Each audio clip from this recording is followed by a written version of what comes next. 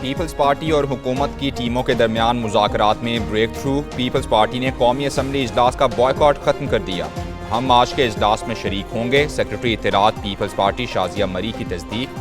ذرائع کے مطابق پنجاب میں پاور شیئرنگ اور پی ایس ڈی پی کے حوالے سے آج مذاکرات کے دوسرے راؤنڈ میں حوصلہ افزا پیش رفت ہوئی۔ معاملات کو حتمی شکل دینے کے لیے مذاکرات کا فائنل راؤنڈ آج ہوگا۔ فریقین تمام معاملات پر تحریری معاہدہ کریں گے۔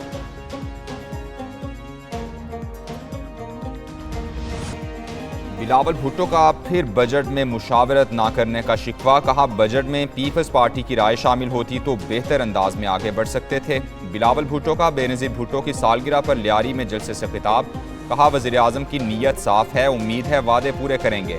مشکل وقت میں سب نے مل کر معیشت کو سنبھالنا ہے۔ ملک میں نفرت کی سیاست ہو رہی ہے، اسلام آباد کے سیاستدان ایک دوسرے سے ہاتھ ملانے کو تیار نہیں۔ مزید کہا ملک میں 14 سے 18 گھنٹے بجلی کی لوڈ شیڈنگ جاری ہے، زائد بل سے عوام پریشان ہیں۔ بجلی کے مسئلے پر قابو پانے کے لیے مفت سولر سسٹم دینے کا منصوبہ بنایا۔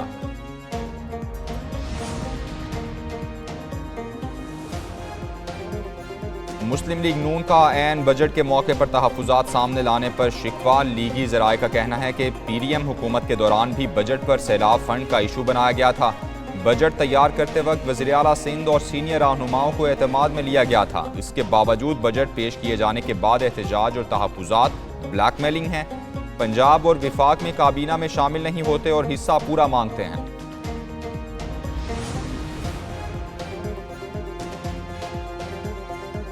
وزیر اعظم شہباز شریف سے چین کے وزیر لیو جیان چاؤ کی وفد کے ہمراہ ملاقات، دونوں ممالک کے درمیان گورنمنٹ ٹو گورنمنٹ اور بزنس ٹو بزنس شراکت داری بڑھانے پر اتفاق۔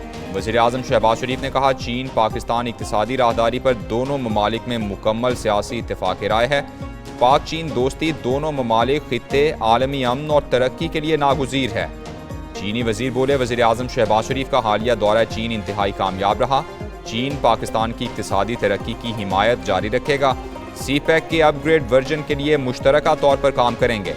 ملاقات میں نائب وزیر اعظم Ishaq Dar, army chief general Asim Munir بھی شریک تھے۔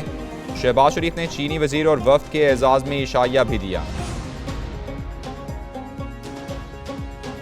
Army chief general Syed Asim Munir سے چین کے وزیر لیو جیان چاؤ کی ملاقات، سی پیک پر پیش رفت کا جائزہ لیا گیا۔ آئی ایس پی آر کے مطابق ملاقات میں علاقائی امن و استحکام اور دیگر امور پر بھی تبادلہ خیال کیا گیا۔ آرمی چیف نے چین کے ساتھ تصویراتی شراکت داری کے لیے غیر متزلزل عزم کا اعادہ کیا۔ چین کے وزیر لیو جیان چاؤ نے جی ایچ کیو کا دورہ بھی کیا۔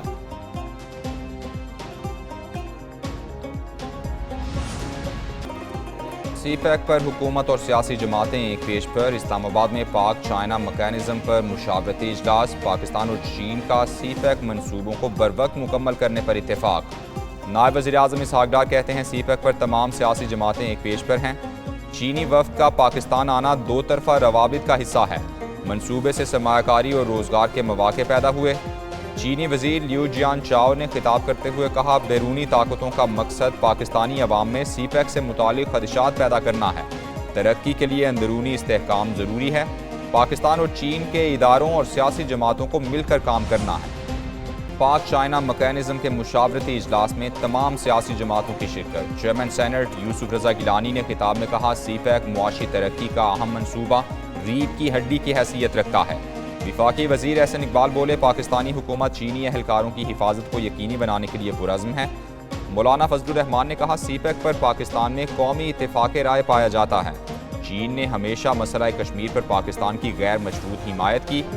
بیرسٹر علی ظفر بولے سی پیک پاک چین دوستی کے ویژن کا اظہار ہے۔ قومی اسمبلی میں بجٹ پر بحث، حکومتی اتحادی ایم کیو ایم بھی مطمئن نہ ہوئی۔ فاروق ستار قومی اسمبلی میں خوب گرجے، کہا روایتی بجٹ معیشت اور قومی سلامتی کے لیے خطرہ ہے، تنخواہ داروں پر بوجھ نہ ڈالیں، ظلم ختم کریں۔ کب تک وڈیروں اور جاگیرداروں کی آمدن پر چھوٹ دیتے رہیں گے؟ پہلے پیٹرول پھر ہے۔ پیٹرولیم لیوی 60 سے بڑھا کر 80 روپے کی جا رہی ہے۔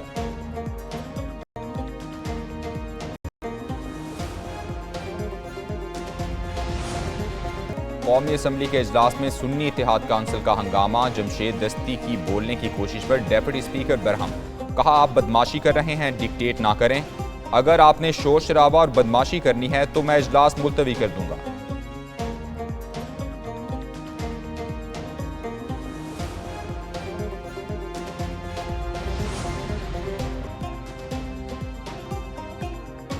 پورم میں فورسز کی گاڑی پر آئی ڈی دھماکہ، 5 جوان شہید ہو گئے۔ شہداء میں حوالدار عقیل، لانس نائک محمد تفیر، سپاہی انوش روفن شامل، سپاہی اعظم خان اور سپاہی ہارون بھی شہداء میں شامل۔ آئی ایس پی آر کے مطابق علاقے میں موجود دہشت گردوں کے خاتمے کے لیے آپریشن جاری ہے۔ اس گھنونے حملے کے ذمہ داروں کو انصاف کے کٹہرے میں لایا جائے گا۔ صدر اور وزیر اعظم کا شہداء خراج عقیدت۔ آصف زرداری نے کہا دہشت گردی کے خاتمے تک کارروائیاں جاری رہیں گی۔ شہباز شریف بولے دہشت گردی کے مکمل خاتمے تک چین سے نہیں بیٹھیں گے۔ عوام کو 440 وولٹ کا جھٹکا دینے کی تیاری۔ نیپرا کا گھریلو بجلی صارفین سے ماہانہ فکس چارجز وصول کرنے کا فیصلہ، 200 سے 1000 روپے فکس چارجز عائد کر دیے۔ 301 سے 400 یونٹ استعمال کرنے والے 200 روپے چارجز ادا کریں گے۔ 401 سے 500 یونٹ والے 400 روپے، 501 سے 600 یونٹ استعمال کرنے والے صارفین کو 600 روپے ادا کرنا ہوں گے۔ 600 سے 700 استعمال کرنے والے ماہانہ 800 روپے ادا کریں گے۔ بجلی کے نئے ٹیرف کا اطلاق 1 جولائی سے ہوگا۔ کراچی کے شہری شدید گرمی میں لوڈ شیڈنگ سے دوہرے عذاب میں مبتلا۔ ہر گھنٹے بعد 2 سے 3 گھنٹے بجلی بند، عوام کا صبر جواب دے گیا۔ ہزارہ کوٹ میں رات گئے یونیورسٹی روز پر شدید احتجاج کیا گیا۔ گلشن اقبال اور گلستان جوہر جانے والے راستوں پر بدترین ٹریفک جام رہی۔ کے الیکٹرک حکام کا کہنا ہے کہ شہر میں بجلی کی فراہمی معمول کے مطابق ہے۔ علاقائی فالٹ کی درستگی کے لیے عملہ 24 گھنٹے فیلڈ میں موجود ہے۔ خیبر پختونخوا میں بدترین بجلی بحران، عوام کا پارہ بدستور ہائی۔ دھمکیاں، گرڈ اسٹیشنز پر دھاوے اور زور زبردستی بھی عوام کو ریلیف نہ دلا سکے۔ حکومتی ایم پی اے فضل الہی کے اکسانے پر مظاہرین گرڈ اسٹیشن میں داخل ہوئے۔ ہائی لاسز والے فیڈرز زبردستی آن کر دیے۔ ایم این اے شاندانہ گلزار بھی پیچھے نہ رہی، متنی گرڈ اسٹیشن میں خود بٹن دبا کر بجلی بحال کرائی۔ ادھر پشاور کے بیشتر علاقوں میں لوڈ شیڈنگ کا دورانیہ کم کر دیا گیا۔ شہر اور گرد و نواح میں 12 سے 16 گھنٹے کی لوڈ شیڈنگ جاری۔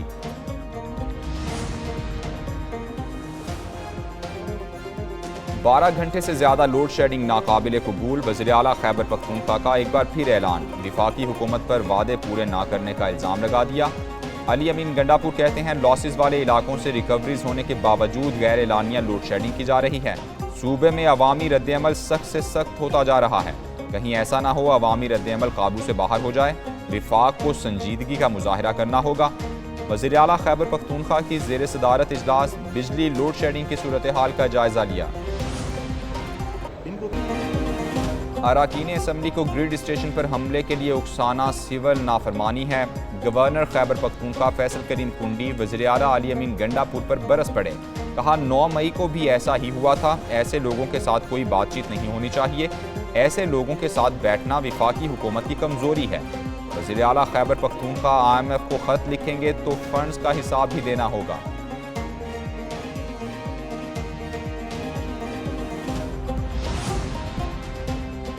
بلوچستان کا آئندہ مالی سال کا 955 ارب روپے کا سرپلس بجٹ پیش کر دیا گیا۔ اخراجات کا تخمینہ 930 ارب روپے رکھا گیا ہے۔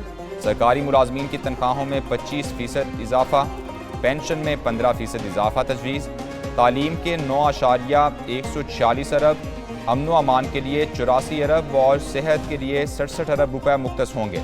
زراعت کی ترقی کے لیے 16 ارب، مواصلات کے لیے 51 ارب روپے مختص۔ وزیر خزانہ میر شعیب نوشیروانی کی بجٹ تقریر کے دوران اپوزیشن کا رویہ دوستانہ رہا۔